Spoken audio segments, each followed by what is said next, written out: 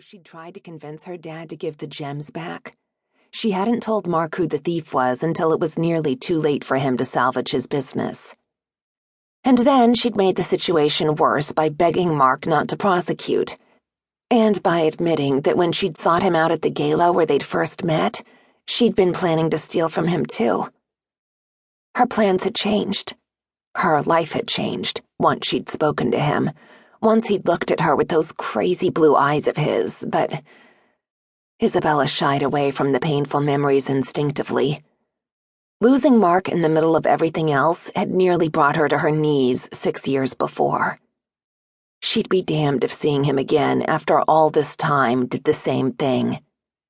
Especially here, in the middle of her first graduate seminar of the day. Forcing her wandering mind back to the task at hand, she was mortified to realize every student in the class was looking between her and Marc, as was the college president. Despite the years that had passed, the connection between them was obvious, the tension a live wire that threatened to spark at any moment.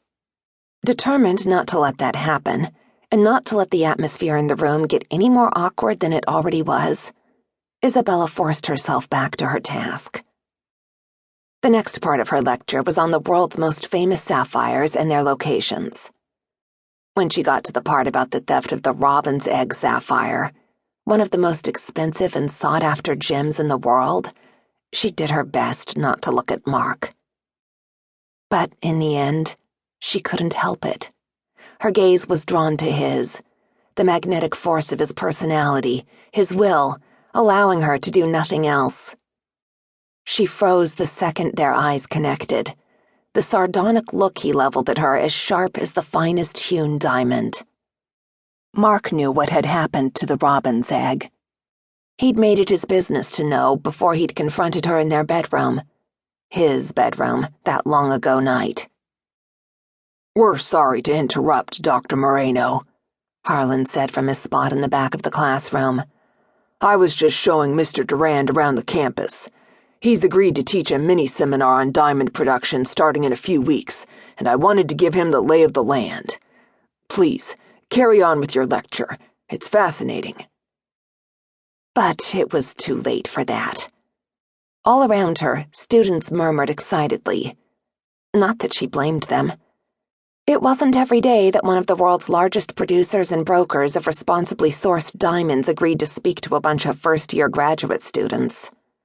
Still, she was the professor here. This was her lecture. She needed to regain control, if not for the class, which was only half over, then because she refused to let Marc Durand have the upper hand for 1 second longer. He'd taken everything from her. Or, to be completely honest, she'd given everything to him, only to have it all tossed back in her face. She'd deserved it then, and had paid for it royally. But that had been 6 years ago. Since then, she'd moved across the country and built an entirely new life for herself. She'd be damned if she let him come in here and screw that up for her, too. Refusing to let Marc see just how much his presence here messed with her mind, she continued on with her lecture. Eventually, the students settled down again, and Marc and Harlan slipped out a lot more unobtrusively than they'd entered. If anyone asked her what she spoke about for the last 20 minutes of class, Isabella wouldn't have been able to tell them. Her mind was far away, wrapped up in a past she regretted bitterly, but couldn't change, and the man who had altered the entire course of her life. She must have covered pretty well, though, because the students didn't call her on anything. Then again, they'd all been so enamored of Marc Durand that they probably weren't focusing on what she had to say anyway.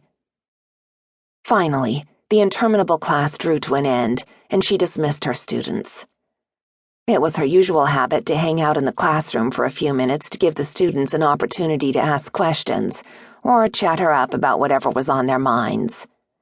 But today, she didn't have it in her to stay there 1 second longer than absolutely necessary. Not when her insides felt scraped raw, and she was certain any wrong move would shatter the peace she had worked so hard to achieve. The peace she had finally found.